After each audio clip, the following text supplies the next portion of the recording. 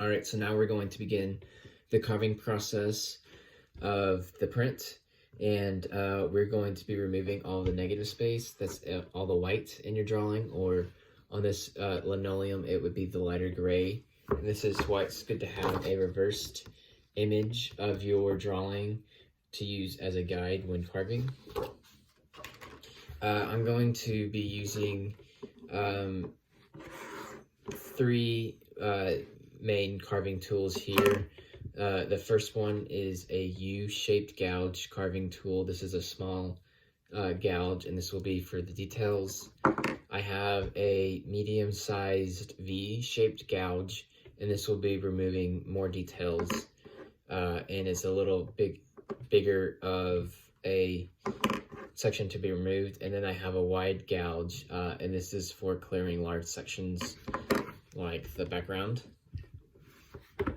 In order to start the print, what I'm going to do is I'm going to take my small U-gouge and I'm going to carve out along the outlines. So an example would be here. I'm going to carve along the edge where the black and the white meets.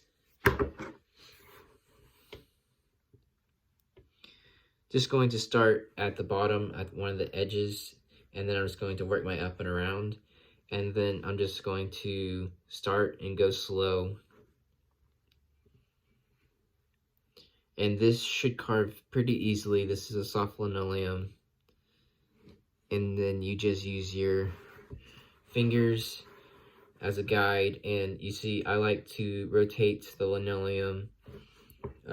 Since this is a small piece of linoleum, it's easy to rotate and you get a better carving position. And then also a good tip is to always carve away from you. You never want to carve into yourself in case the linoleum tool slips, and that will prevent you from stabbing yourself or cutting yourself. You want to try to avoid hurting yourself as much as possible. These tools are very sharp and they will cut you. Okay, so I carved along the outside with that. Now I'm going to take my medium shaped V tool and I'm going to go over that.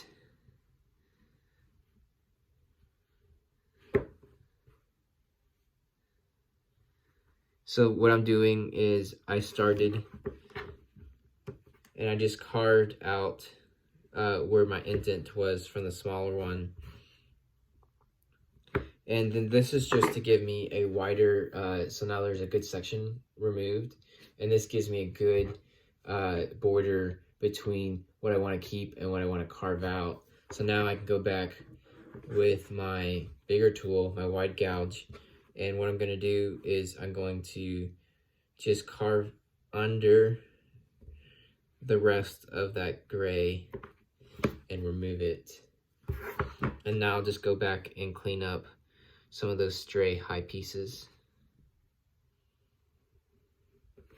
And then usually I'll go back with the V tool as well and remove some of those extra strands that needs to be carved out.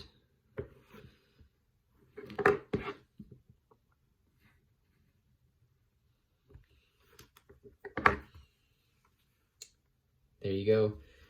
So this would be a continuation like that. So I'll start going around the outlines for the whole thing. Usually I like to start with some of the more detailed spots. So I'm going to start with the eyes and the beak, and then I'll go out around the head and then carve out this way, and then I'll start back into some of the details and then just kind of go from there. And I'll be using my print as a guide for me. And then you can also see this linoleum is two-tone linoleum. It's gray on top and it's white on bottom. And this is to give you a reference of when you carve deep enough, and also to keep a good contrast of your positive and negative shapes. So your white would be your negative shapes once you carve through that, and then what will remain is the darker gray for your positive shapes. So I'm going to continue this, and I'll show you when we get into some of the details, some tips and trips along the way for that. Some of the old songs.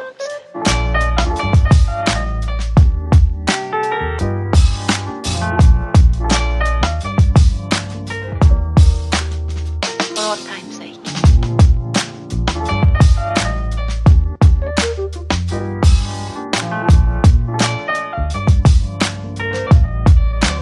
As time goes by. Alright, so I'm about halfway through carving my bird.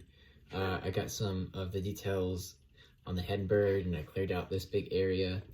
And I'm going to walk you through a couple things. So right here, I did my first initial cut on the outline of this bird, and then I'm going to go ahead and remove this section, and then I'm going to work on kind of some of the details of the bird.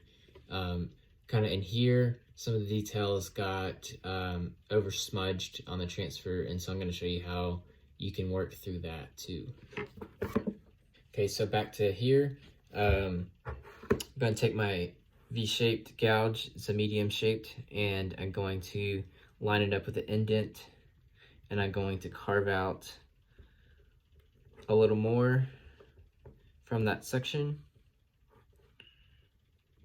And then this gives me a wider gap between the edge of the bird and what I'm removing. And then I'm going to go back and do the same thing along the tree, the stump there. And then I have a little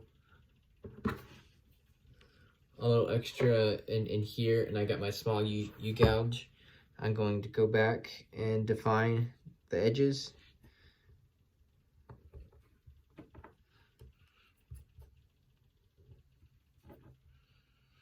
Okay. Now that's cleared out, now I have a big section between my bird that I want to keep and then the rest of the background. I'm going to get my wide gouge, and then I'm just going to cut underneath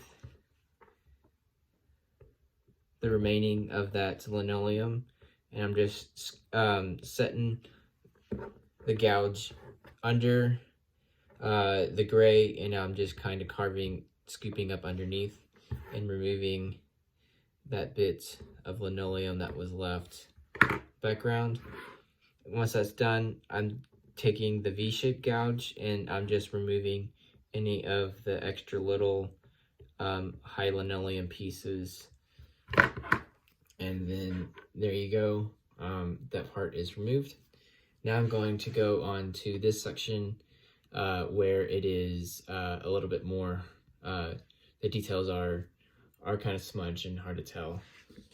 Okay, so for the details that got erased, a good tip is this is my drawing that I did. This is probably the most accurate or the most closeness to what I'm carving. And then I also have my reversed image, my drawing that I did. This drawing is a lot more detailed than what the final product is going to be. And I do drawings more detailed than my end product just because it has a lot more information. And then that helps me make decisions like this. So what I'm going to do is I'm going to take my small U gouge, and I know I want to, you see the bird right in here, I want to indicate his little wings. And on my linoleum, I can tell a couple pieces, a couple lines where they go. And then I'm just going to use my drawings as a reference and the indications where I can see on linoleum. I'm just going to make one mark. And then from there, it's kind of, it's up to you, and you have to use your intuition and see what you like and how best you're going to do it. There's no right or wrong process of carving. One good tip, it's always better to carve out less than you think, because you can go back and you can do test prints, and then you can always go back and keep removing, but you can't, if you carve out too much too fast, you can't go back and add in details. So it is always good to be more conservative on your drawing, because you can always go back and start removing more pieces than going back and adding back in. Once it's carved out, it's gone. But so you can always come back and carve.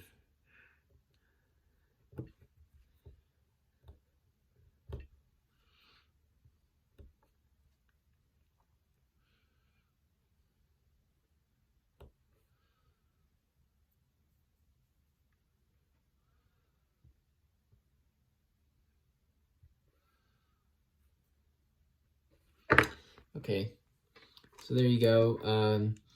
I just carved out a little bit, and I'm liking that. And so that's just how I go on details that are kind of missed. Also, this carving, this is your final piece. You're not supposed to make it look like you're drawing. So if there's any like details that maybe you want to improve upon, or bits of your drawing that you don't like, now's your time to go back and improve upon it. And you can change things that that from your drawing to your carving. So I'm going to continue on carving, and I'll see you once this is Some of the old